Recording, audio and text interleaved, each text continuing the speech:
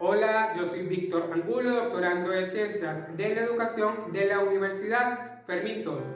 Y en esta oportunidad compartiré con ustedes algunos referentes acerca de lo que es una tesis doctoral y su construcción, que no es más que un escrito sobre una investigación de carácter original y que ésta nos permite acceder al grado de doctor.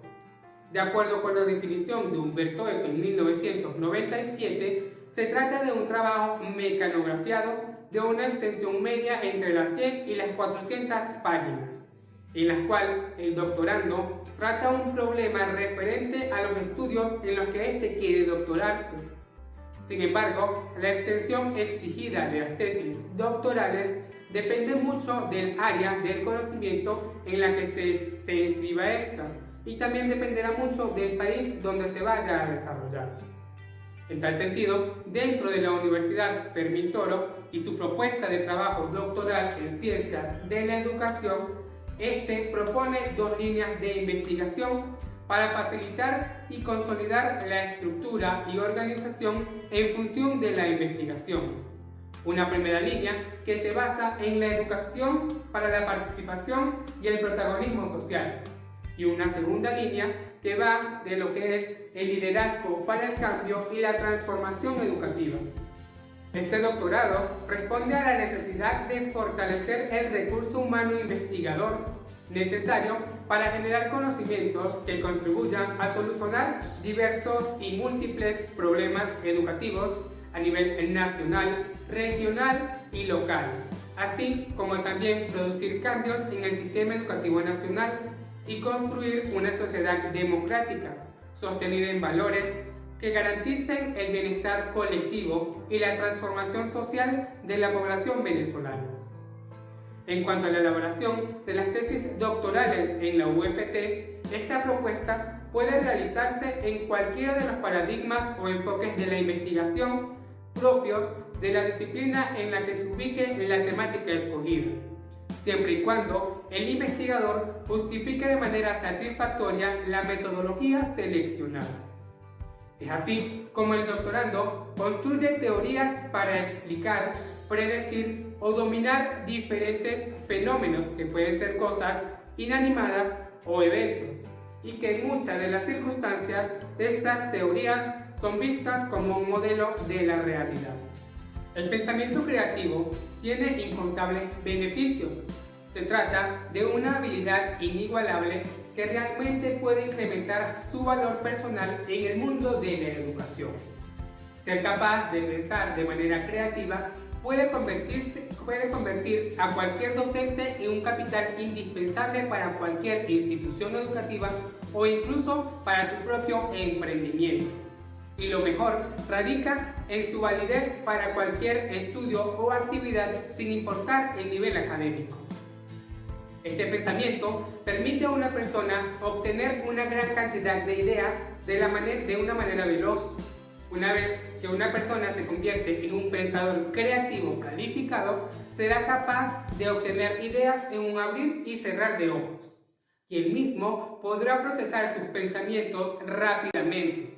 Y esto suele ser especialmente importante en la actualidad educativa que enfrenta el mundo. Desde sus orígenes, el estudio de la creatividad ha estado siempre rodeado de un halo de misterios, supersticiones y misticismos. El sujeto considerado creativo era visto como un ser diferente o especial, que había sido tocado por la varita mágica de la creación, la cual le confiaba el secreto de ese extraño y maravilloso don. Es decir, se consideraba que la creatividad era preponderante de los seres superiores. Artistas de la talla de Van Gogh, Picasso, Mozart y Einstein han contribuido con sus magníficos y fantásticos relatos a expresar esa divina nube de polvo que durante décadas ha cegado a una verdadera aproximación científica de lo que es el estudio de la creatividad. Estos mitos y leyendas se han ido concretando de diferentes formas. Así, se ha considerado a la persona creativa como un individuo con profundos trastornos psicológicos, los cuales resultan ser el modelo impulsor de la actividad creadora. Mi trabajo investigativo doctoral se basa en el conocimiento creativo como un desafío de la educación contemporánea y se inscribirá en la línea de investigación Educación para la Participación y el Protagonismo Social del programa doctoral Ciencias de la Educación de la Universidad Fermín Toro. Por ello, atenderá a la intencionalidad de su enfoque académico interdisciplinario adecuado para la reflexión y la discusión profunda, que facultará una perspectiva creativa de confrontar sus argumentos con otros investigadores calificados, en un entorno de acompañamiento, utilizando la epistemología como teoría del conocimiento, que se ocupa de problemas tales como las circunstancias históricas, sociológicas y psicológicas que llevan a la obtención del conocimiento y los criterios por los cuales se justifica o invalida el mismo, así como la definición clara y precisa en los conceptos epistemológicos más usuales, por cuanto permitirá a los docentes realizar una mejor gestión del pensamiento creativo, despertando en ellos los niveles de interés en cuanto a mantenerse preparados con técnicas y herramientas que le ayuden a ser más eficientes y por ende alcanzar el mejoramiento de la calidad educativa. El estudio se ubica en el contexto de investigación educacional de tipo cualitativo, cuyo enfoque epistemológico es crítico-social, por lo que la actividad exploratoria se dirigirá a dos aspectos esenciales: el hecho y su interpretación, en aras de encontrar la objetividad. En este tipo de investigación aplicada a la labor pedagógica se refiere Bernal en el 2008 en cuanto a que el autor debe ser un docente que identifique el problema científico por la experiencia que tiene en el ejercicio de la profesión dentro del aula, mediante la aplicación del método científico sistematizado entre los referentes teóricos y didácticos, permitiéndole analizar las causas que originan el problema. Este trabajo doctoral se guiará por 4 dimensiones según el modelo cuatripolar de Ruske en el 2007, quien propone que la investigación está conformada por 4 polos que se conectan para permitir dialógicamente la generación del conocimiento. El modelo estará integrado por los siguientes ejes o polos, que son la dimensión ontológica, teleológica, epistemológica y la dimensión metodológica. Sandy 2003, con respecto a la dimensión epistemológica, reflexiona que ésta se pregunta sobre la acción del conocer y de cómo se puede comunicar el conocimiento, e indaga si este se puede adquirir o si se experimenta personalmente.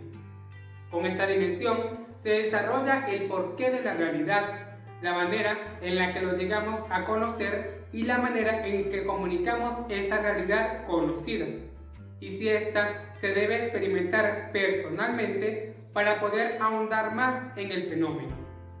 Por ello, es relevante una actitud objetiva en el investigador. El enfoque epistemológico de la creatividad se fundamenta en la perspectiva multidisciplinaria y sistémica, como un proceso que implica flexibilidad, originalidad, libertad y la intuición para conducir el razonamiento lógico, para generar ideas, para no caer en los errores teóricos o prácticos. La intuición se enlaza con el razonamiento lógico y este vínculo no ocurre solo en la etapa de la composición de la idea, sino en su misma formación. Por su parte, la dimensión ontológica, según el mencionado autor, se refiere a la naturaleza de los fenómenos sociales y la interroga sobre si la realidad social es algo externo al investigador o si por el contrario él forma parte de ella. De acuerdo con lo planteado por el autor, es importante reconocer realmente la naturaleza del fenómeno, la realidad social que existe, lo que se está evidenciando o viendo, De igual manera, es importante que el investigador se cuestione en cuanto a si forma o no parte de esa realidad social. El enfoque ontológico de esta investigación se ubica en una lógica dialéctica o postpositivista. La lógica dialéctica trasciende los límites que imponen la inducción y la deducción y confiere la idea de que las partes son parte de un todo y viceversa, y propone que se debe superar la causación lineal y unidireccional, que los sistemas son autocontrolados que se retroalimentan y proalimentan a través de circuitos que recurren a argumentos circulares. El postpositivismo asume que el conocimiento es el resultado del diálogo entre el sujeto y el objeto, donde se interconectan valores, intereses y creencias. Esta posición implica redefinir términos como lógica, verdad, verificación, variable, generalización e incluso causa y efecto. El postpositivismo parte de la premisa de que el ser no es fuera de sus ideas, sino que su existencia se cimienta en la construcción de la interacción de la creación de ideas, pensamientos, la historia y la existencia individual y social. En cuanto a la acción teleológica, es importante mencionar que este método tiene un fin dentro de la investigación.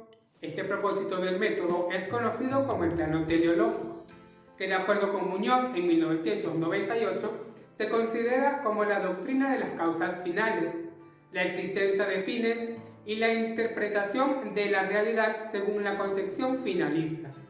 En este plano, la investigación cualitativa hace énfasis en el fin último del método a utilizar para interpretar y abordar la realidad.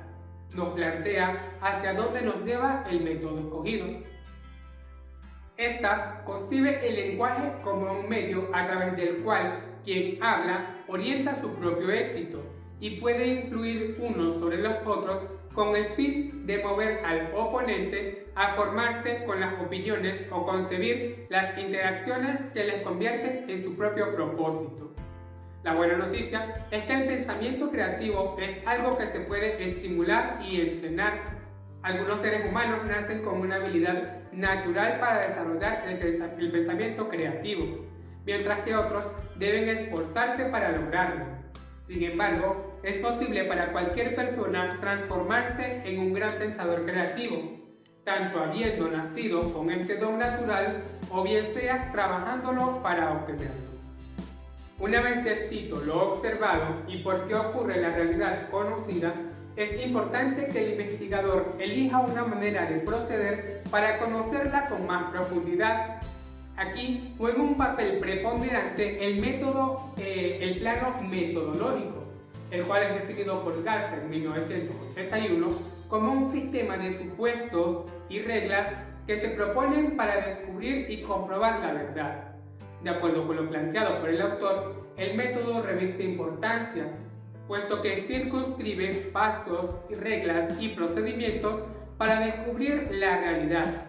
Es decir, es el medio idóneo para alcanzar el saber, el camino que nos va a conducir al conocimiento. La categoría creatividad desde el punto de vista metodológico orienta a identificarla como un instrumento para solucionar problemas de la vida práctica del sujeto a cualquier edad.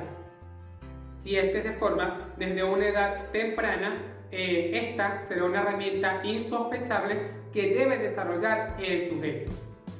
Uralde, en el 2011, cita a Vygotsky, quien acerca de la capacidad creadora señala como componentes significativos la imaginación, el pensamiento productivo y la acción práctica para saber enfrentar tareas y conflictos de una realidad por los sujetos. La forma en cómo se logra es una muestra de la creatividad durante el proceso de asimilación de lo que son las vivencias y las condiciones históricas que está viviendo el hombre. Sobre la base de que la creatividad es producto de la tensión entre la conciencia real y los impulsos inconscientes, se considera que el trabajo creativo es una sublimación y expresión pública de deseos inconscientes, considerados socialmente inaceptables. Como vemos, esta perspectiva viene a reforzar muchas de las teorías implícitas sobre la creatividad, especialmente la que resulta de los trastornos psicológicos sobre el conocimiento introspectivo del mismo como fuente del trabajo creativo. Por su parte, se consideran aquellos factores endógenos, internos al individuo, que contemplan aspectos tales como la herencia, las vivencias internas y las consecuencias de su propia historia personal.